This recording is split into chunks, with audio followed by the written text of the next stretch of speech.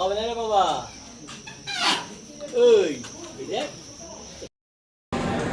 চলেছি পানপাতিয়া কল অভিযানে। হাওড়া স্টেশনে আমাদের কুম্ভ এক্সপ্রেস দাঁড়িয়ে আছে। আমাদের সুব্রত দা, শিবশঙ্কর, প্রসাদ দা এবং প্রণজিৎ দা তারা স্টেশনে একটু গল্পগুজব করছেন। আমিও রয়েছি সঙ্গে এবং সবাই মিলে আনন্দ করে হৈ হৈ করে বেরিয়ে পড়ছি পানপাতিয়ার উদ্দেশ্যে।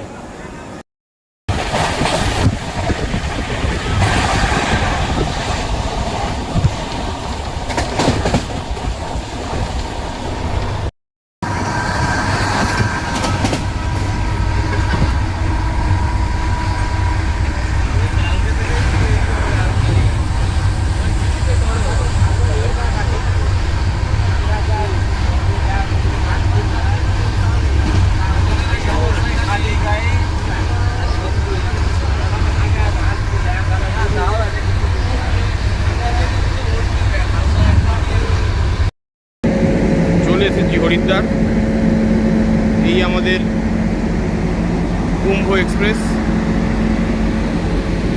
কখনো এর নাম হয় উপাসনা এক্সপ্রেস।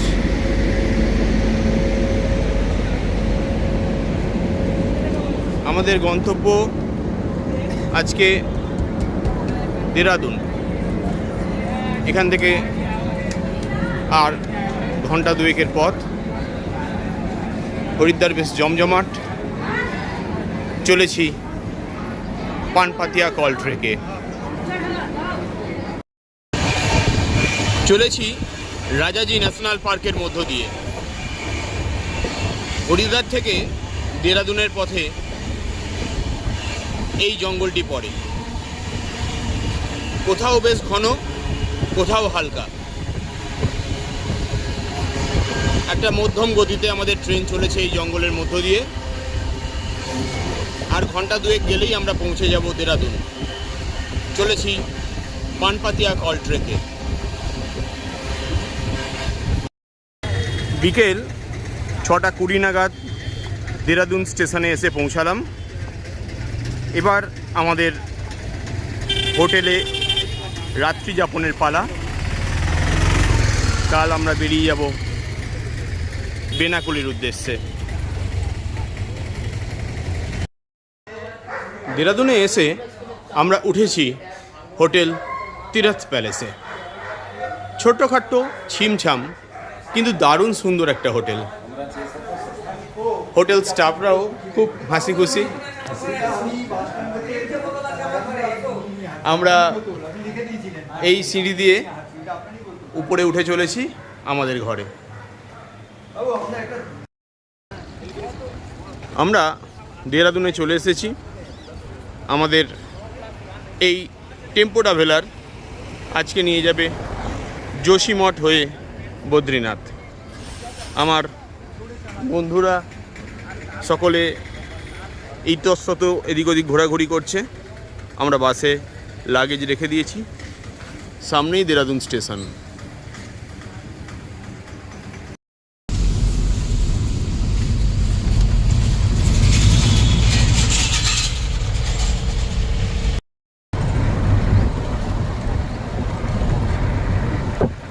দূরে দেখতে পাচ্ছি লক্ষ্মণ ঝুলা দেখতে পাচ্ছি।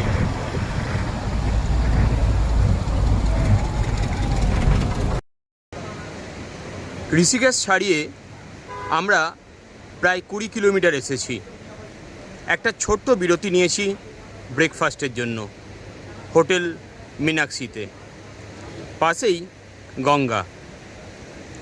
মা গঙ্গার অপরূপ রূপ সত্যি যতবার দেখি ততবারই ভালো লাগে।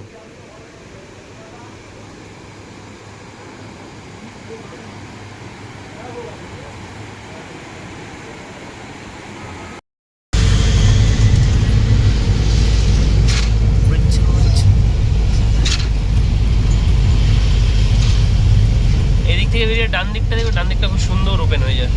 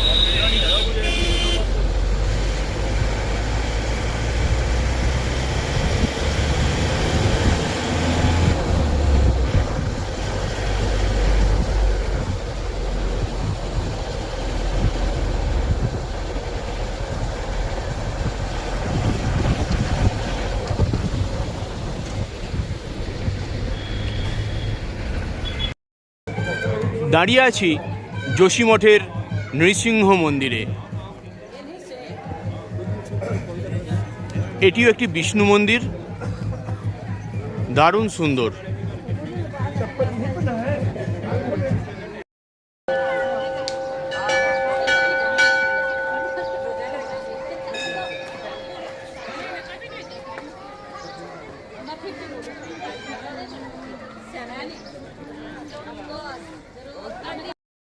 খালি তালেই হবে।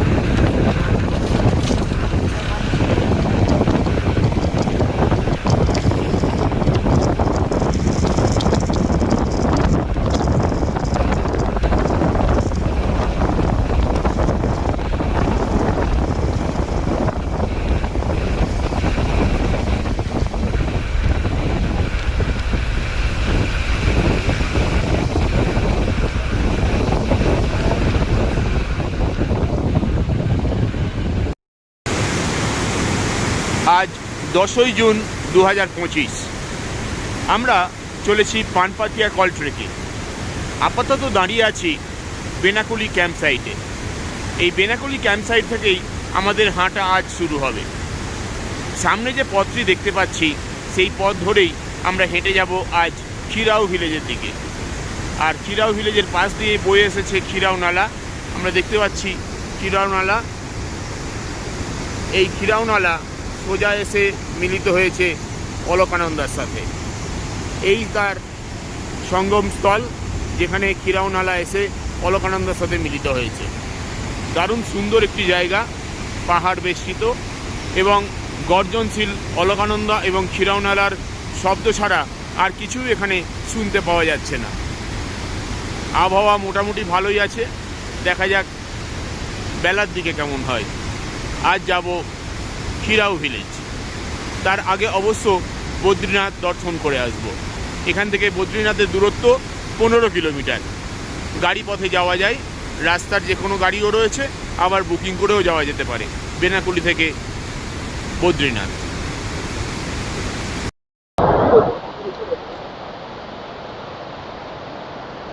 বেনাকুলিতে আমাদের ক্যাম্প সাইট। পরপর কয়েকটা তাঁবু খাটানো হয়েছে।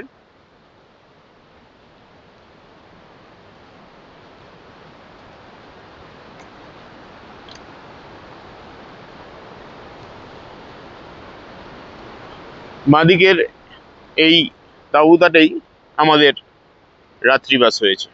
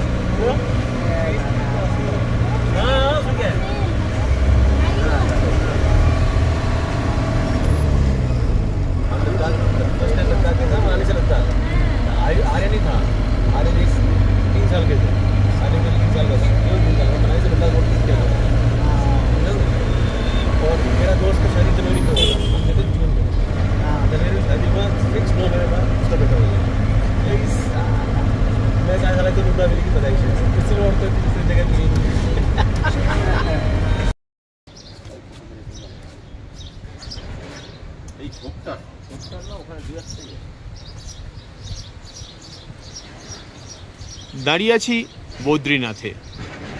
বদ্রীনাথ শহরের মাথার উপর সগর্বে মাউন্ট নীলকণ্ঠ।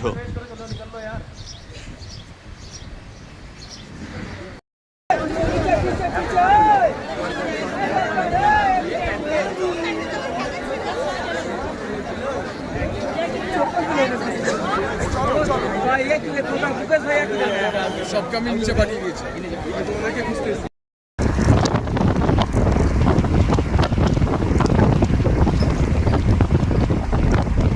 एक्चुअली में क्या है, हमारा जो मिशन है वो पानपातिया कॉल है, ठीक है ना। तो इसलिए हमने किसी भी गेस्ट से ये नहीं बोला है कि आप लोग टिकट करके आना, अपना टिकट करके आना, ठीक है। ये चीज़ें हमने किसी को भी नहीं बता रखा, ठीक है। कोशिश करेंगे जितना जल्दी इंड हो जाए, इंड करेंगे। फिर क्या बीच में अगर कुछ वेदर ख़राब होता है, क्या चीज़ें आता है, क्या इशूज आता है, क्या पता हमको कैंप में मतलब 1-2 दिन रुकना भी पड़ता है। अगर किसी का तबीयत ख़राब हो गया या कुछ बर्फ़ बारिश भारी हो गया या क्या चीज़ हो गया, तो मतलब उसका भी हम लोगों ने हल निकालना है। तो हम लोगों को मतलब अपनी कैंप साइट में भी रहना पड़ेगा, 1-2 दिन रुकना पड़ेगा।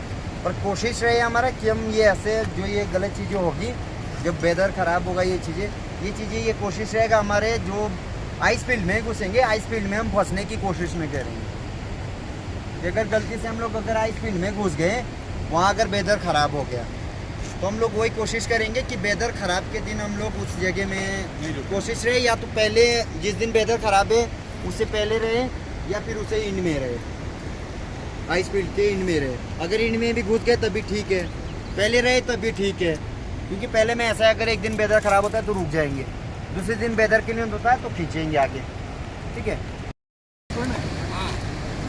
আজ 11ই জুন 2025 আমরা চলেছি পানপাতিয়া কল ট্রেকে।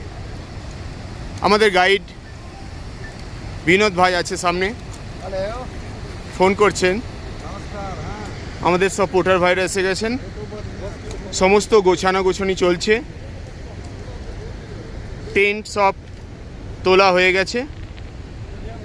আমরা চলেছি আজ সেপার্ট ক্যাম্পে।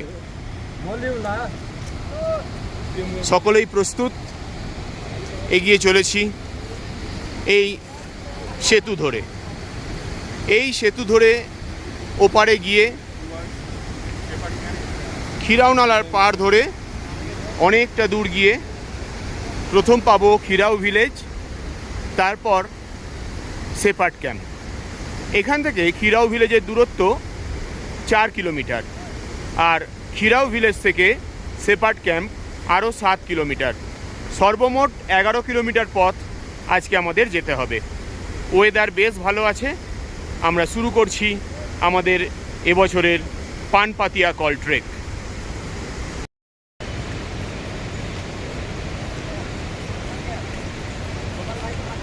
চলেছি পানপাতিয়া কল ট্রেকে। এক এক করে বন্ধুরা এগিয়ে আসছে। সবে আমরা হর হর মহাদেব সবে আমরা বেনাকুলি ক্রস করেছি। ইয়ো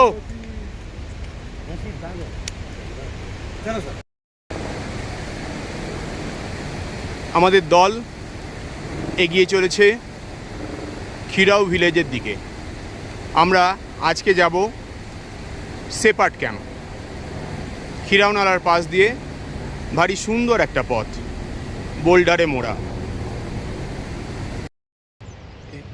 এই আমাদের খিরাও গ্রাম যাওয়ার পথ। হালকা চড়াই, নদীর পাড় থেকে অনেকটাই উঠে এসেছি, আর চারদিকে ফুলের শোভা দেখতে পাচ্ছি। ছোট ছোট ফুল দারুণ সুন্দর ফুটে আছে গাছে গাছে।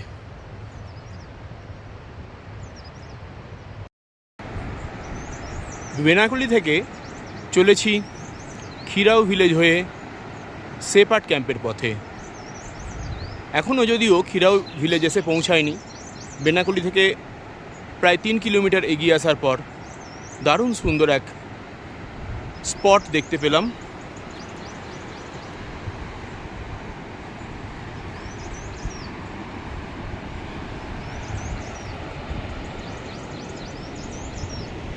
অনেকটা দূরে নিচে ছবির মতো বেনাকুলি গ্রামকে দেখা যাচ্ছে। আমরা ওখানেই ছিলাম রাত্রিবেলা, চলে এসেছি অনেকটা ওপরে। চলেছি পানপাতিয়া কল অভিযানে। আমাদের টিমমেটরা একে একে উঠে চলেছে খিরাও ভিলেজের দিকে।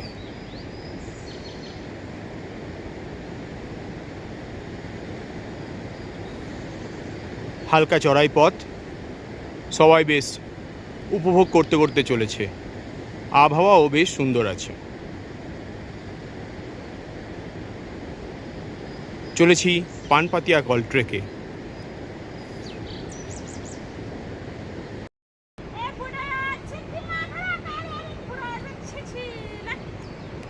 और दीदी सब बढ़िया?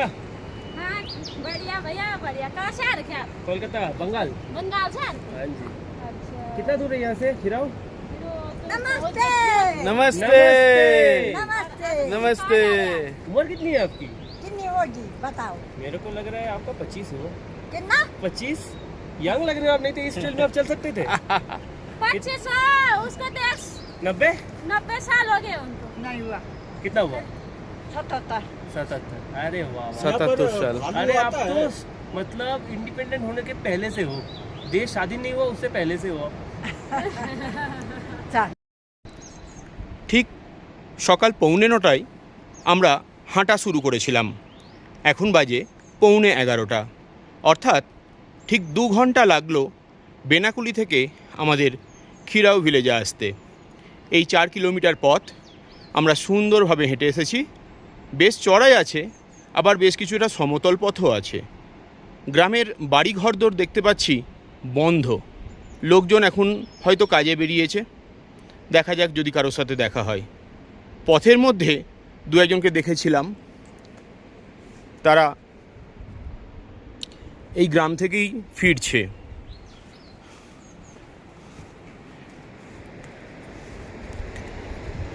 এই গ্রামের এখনও কাউকে সেভাবে দেখতে পাইনি, কেউ নেই, সব যেন বন্ধ হয়ে পড়ে আছে।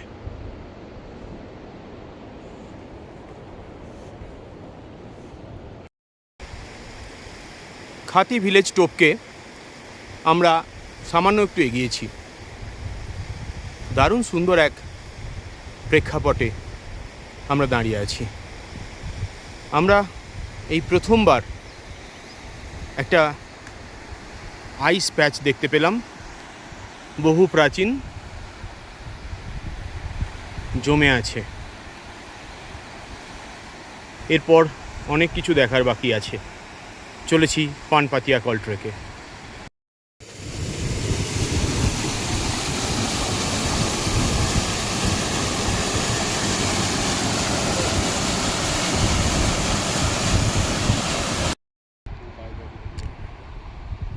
বেনাকুলি থেকে বেরিয়ে খিরাও ভিলেজ পার করে আমরা বেশ খানিকটা উপরে উঠে এসেছি। অনেকটা দূরে আমরা দেখতে পাচ্ছি বেনাকুলি, আর একটু কাছে খিরাও ভিলেজ, একই ফ্রেমে। বেশ খানিকটা চড়াই ভাঙার পর আমরা একটু বিশ্রাম নিচ্ছি। সব বন্ধুরা আছে। এই চড়াই পথে আজকে আমরা উঠে যাব সেপার্ট ক্যাম্প। খিরাও ভিলেজ থেকে খানিকটা ওপরে ওঠার পরই পাইন গাছে দেখতে পেলাম পাইন ফল ঝুলছে। শুকনো পাইন ফল, তার সাথে কাঁচা পাইন ফল। এই আমাদের সেপার্ট ক্যাম্পে যাওয়ার পথ। আমার 2 বন্ধু প্রণজিৎ দা আর প্রসাদ দা বসে আছে। একটু বিশ্রাম, বিপুল চড়াই পথ, তাই বিশ্রামটা দরকার। চলেছি পানপাতিয়া কল ট্রেকে। খিরাও নালা বা খিরাও গঙ্গা বয়ে চলেছে এক গ্লেসিয়ারের ভিতর দিয়ে।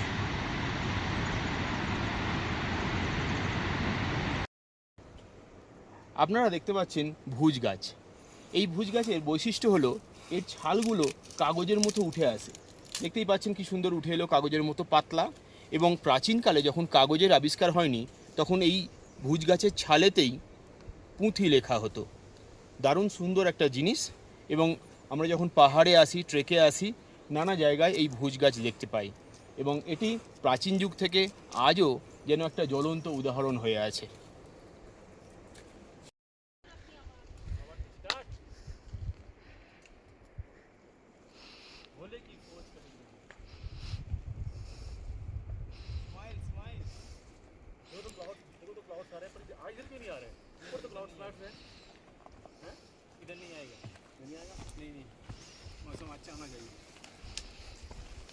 वाह रवि, ग्रेट।